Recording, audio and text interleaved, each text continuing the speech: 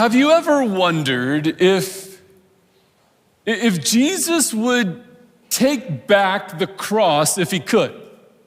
You know, for us as standard humans, sometimes we, from a future perspective, look back and say, you know, if I had known what was gonna happen, I would have done something completely different. If I had known what to expect, I would have packed differently. I would have planned differently. In fact, I never would have gone there. And yet, Jesus didn't have that experience because he knew. We pick up in Matthew 20. It says, now Jesus was going up to Jerusalem, and on the way, he took the 12 aside and said to them, we're going up to Jerusalem, and the Son of Man will be delivered over to the chief priests and teachers of the law. They will condemn him to death and will hand him over to the Gentiles to be mocked and flogged and crucified. And on the third day, he will be raised to life.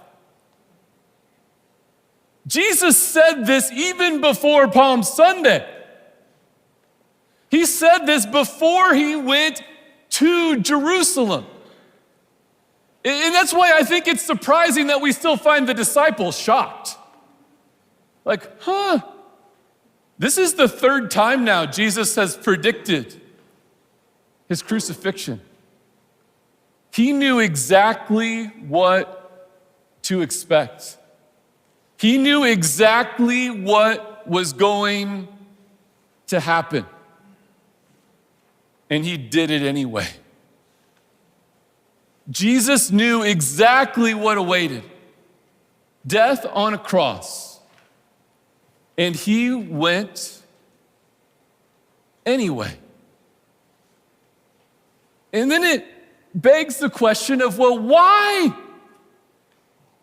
If he knew what was going to happen, why would he do it? Why did he go through with it? Why did he even enter that city? We get a taste of that answer as the passage continues. It says, then the mother of Zebedee's sons came to Jesus. That's James and John, the sons of thunder. And kneeling down, asked a favor of him. Do you see the ancient tradition of having your mom ask your boss for a promotion? It didn't work here. It doesn't work now, just in case you were wondering. What is it you want? He asked. She said, grant that one of these two sons of mine may sit at your right and the other at your left in your kingdom. In other words, out of all the disciples, out of all 12 of them, hey, Jesus, could my sons be the two most important? Could they have the number 2 spot and the number 3 spot on the thrones? And Jesus says, I don't know what you're asking. Jesus said to them, can you drink the cup I'm going to drink? They don't really know what he's asking. The cup he's referring to is the cup of God's wrath poured out on sin. And like ambitious youngsters that they were, the disciples are probably all under 30. They say, we can.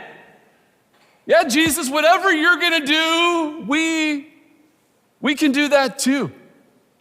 They answered. Well, Jesus said to them, you will indeed drink from my cup.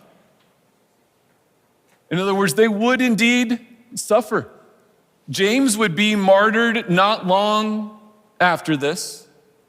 And John would suffer in exile on the island of Patmos before passing away in isolation. It says, but to sit at my right or left is not for me to grant. These places belong to those for whom they've been prepared by my Father. Sorry, Salome, that's mom's name. Your boys aren't getting the promotion. And he says, when the 10 heard about this, they were indignant with the two brothers. They're like, how could they do that? I don't think it's, how are they so sinful that they would try to rise above the rest of us? It's, why didn't we think of that? They're jealous. You always want to think of the disciples as these really super holy people. Now, they got really holy later. But they're immature, broken human beings just like us in the pursuit of glory.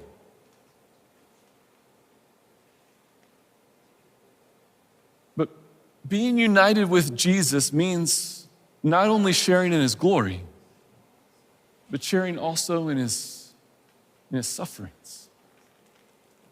They learned that lesson the hard way in their lives, and if you've been following Jesus, you've probably figured it out as well.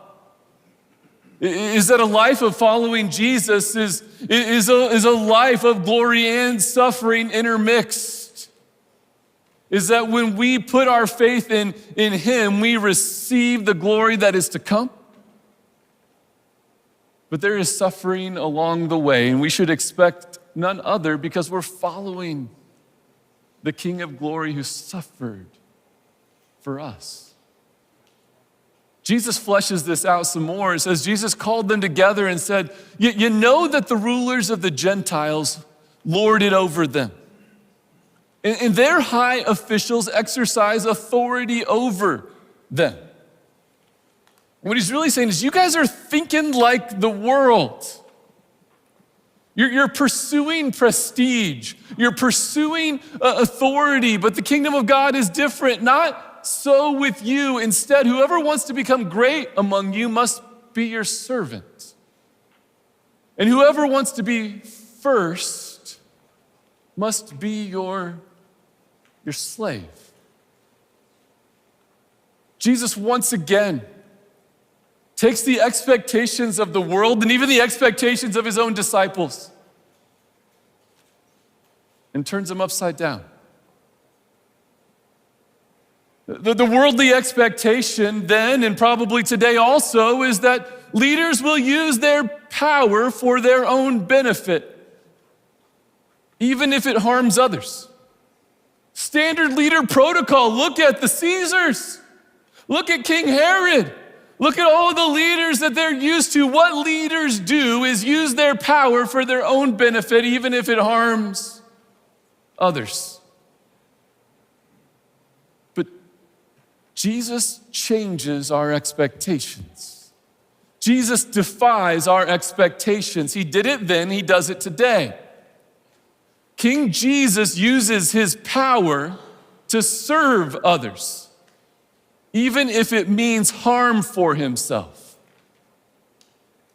You see, if he pursued the expectations of the world, he's not going to the cross. That's why for so many, the cross doesn't make sense. Why would the most powerful man that ever lived use his power for that? He used his power to serve others, even at the ultimate cost to himself. And not only that, he not only does it himself, but did you notice that he is challenging his followers to be like him in that way? That this is a direct call for us as his people to live in a similar manner. Now, you may not be king of the universe, but we all have our own power in its various spheres. And we have a chance to model the life and posture of Jesus instead of the way of the world. He challenges his followers to do the same, to use whatever power we have in our individual capacities to serve others, even if it means harm for ourselves. That's the kind of life Jesus calls us to.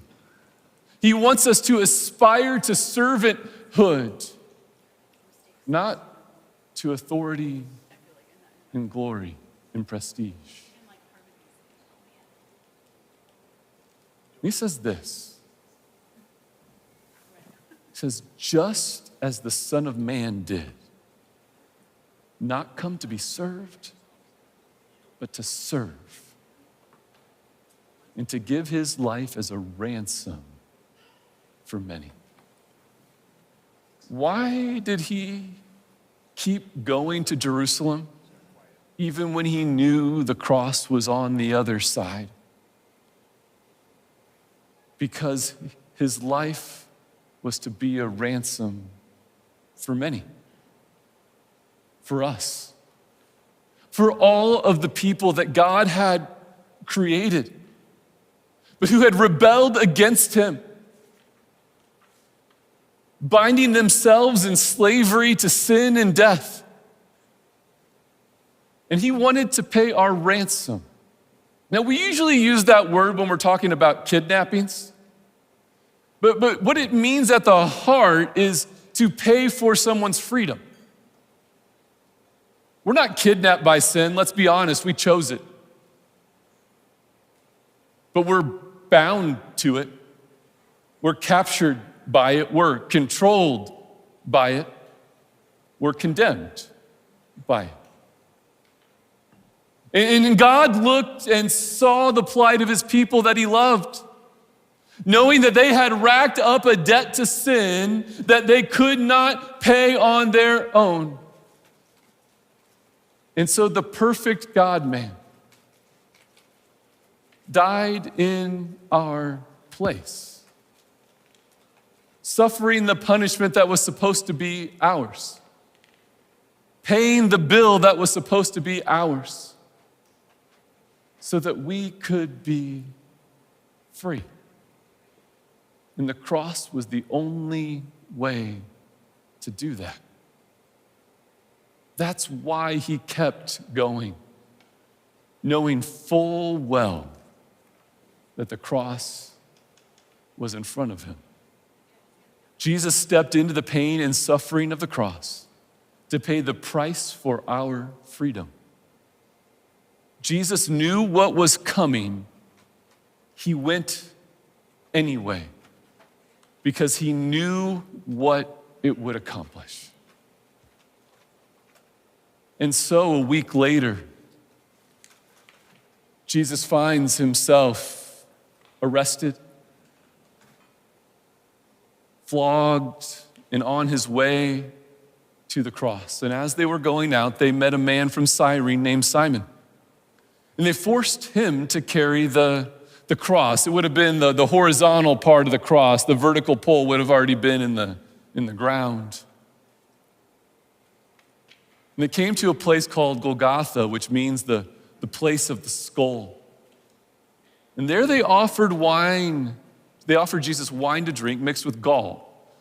Gall would have been a little bit of a sedative. But after tasting it, he refused to drink it. He didn't want to dull the pain. He wanted to bear the pain because he was paying the price for our sin. And when they crucified him, they divided up his clothes by casting lots, and sitting down, they kept watch over him there. Above his head, they placed the written charge against him. This is Jesus, the King of the Jews. They only got one word wrong. Should be King of the world. This is Jesus, the King, not just the Jews, the King of the whole world, dying for the sins of all people. And two rebels were crucified with him, one on his right and one on his left. Interesting language after James and John asked to be on his right and his left. Those who passed by hurled insults at him, shaking their heads and saying, "You who were going to destroy the temple and build it 3 days? Save yourself. Come down from the cross if you're the Son of God." He could have. He could have. They're challenging them to him. He could have used his power to his own advantage. There was nothing stopping him from doing that except his love for us. In the same way, the chief priests, the teachers of the law, and the elders mocked him. He saved others, they said, but he can't save himself. Isn't it interesting? They acknowledge that he has healed many, that he has even brought people back from the dead. They're not denying those things.